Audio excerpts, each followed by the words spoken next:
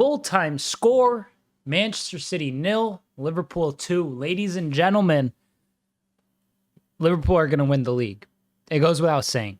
There's no other team that can keep up this level of form. And as things stand, if you look at the table after this win, 27 matches played, the most amount of games played in the season for Liverpool out of any team in the Premier League.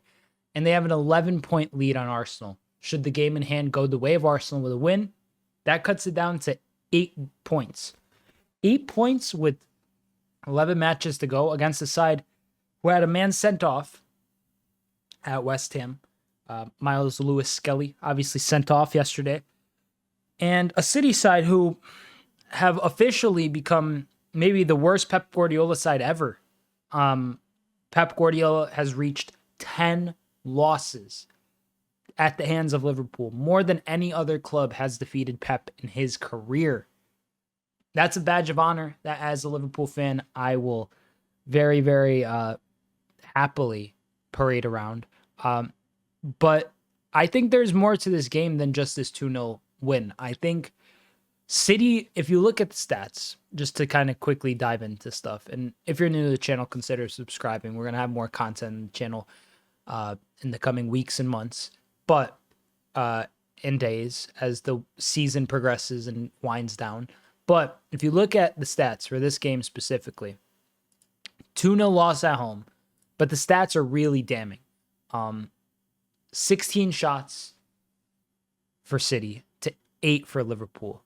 5 on target for City to 4 on target for Liverpool. 1 big chance for Liverpool, 1 big chance missed. 0 big chances for City. 592 accurate passes for City completed to Liverpool's 267. That's a 91% pass accuracy for City to Liverpool's 81%.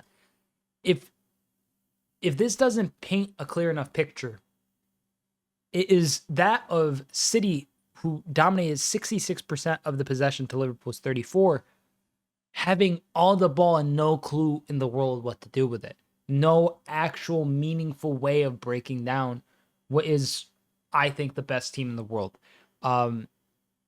It's tough for City because on paper this looks like such a horrific loss. But to be fair, I mean, sure, Liverpool got a 2-0 lead in the first half, held on to it.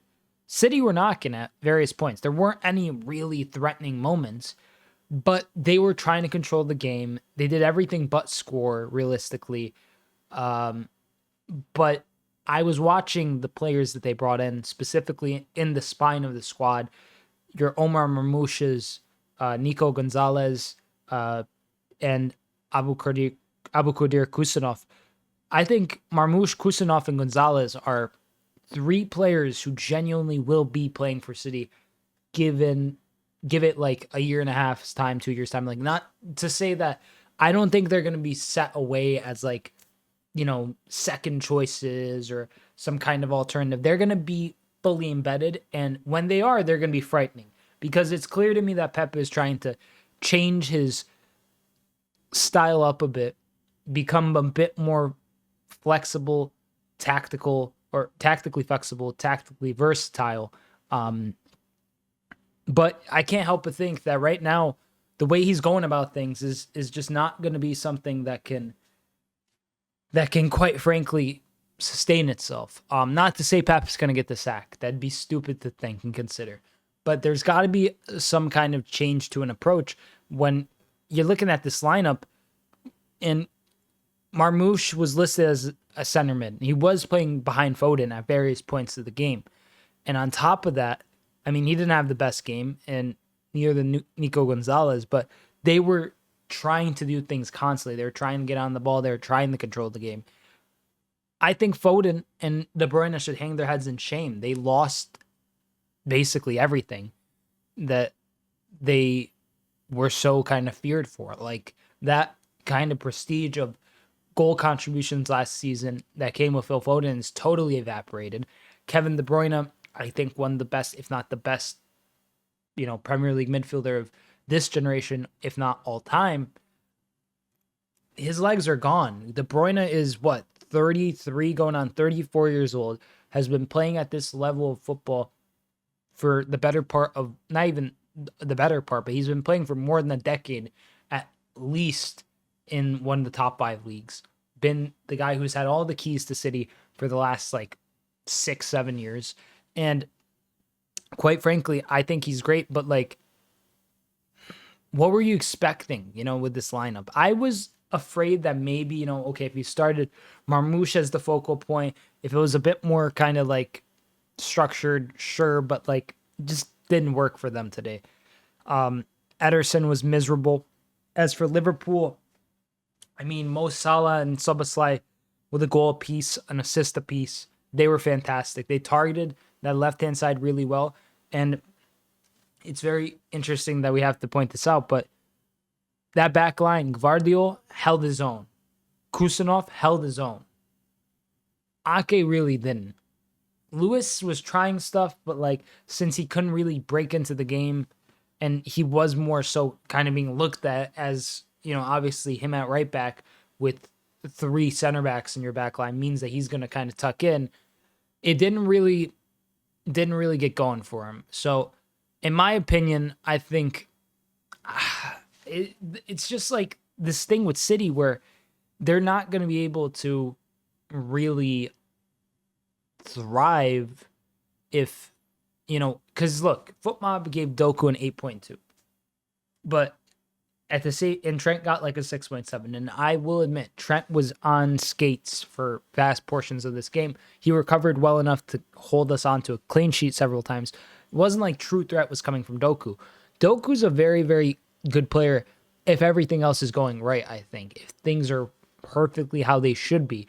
But as soon as you got this gap between Ake and Guardiola, no matter how good he is down that left-hand side, the fact that the opposition has Salah and Trent and Szobozlai and a ton of people just going down that right channel forces him to play, closer to your own net, away from the opposition's goal.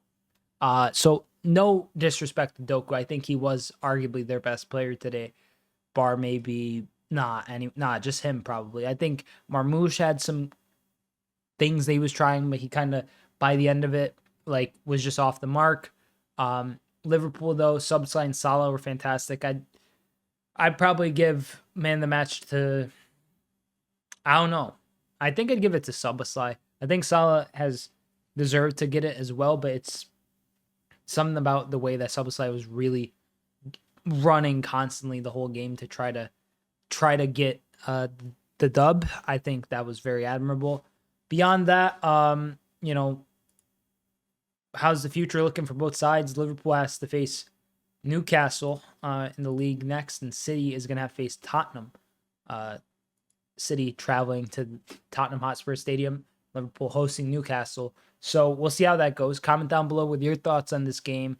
If, you think that City, honestly, do you think City are going to qualify for a Champions League? This is a genuine question I have now, because I thought they had figured all that out, but now it seems like, 2-3 games in a row, they've kind of dropped off. So what do you think? Are they going to be able to secure Champions League football for next season, or are they going to kind of flounder out? I mean, they have no other competitions besides the FA Cup to focus on, but Pep in Europa League would be brilliant, wouldn't it? Or even better, imagine him in the Conference League. Anyways, comment down below with your thoughts. Like the video if you enjoyed. Subscribe if you're new. Trying to grow the channel and such here, and subscribing is genuinely the easiest way to help. So hope you enjoyed. I'm Sideline Sedo. Peace.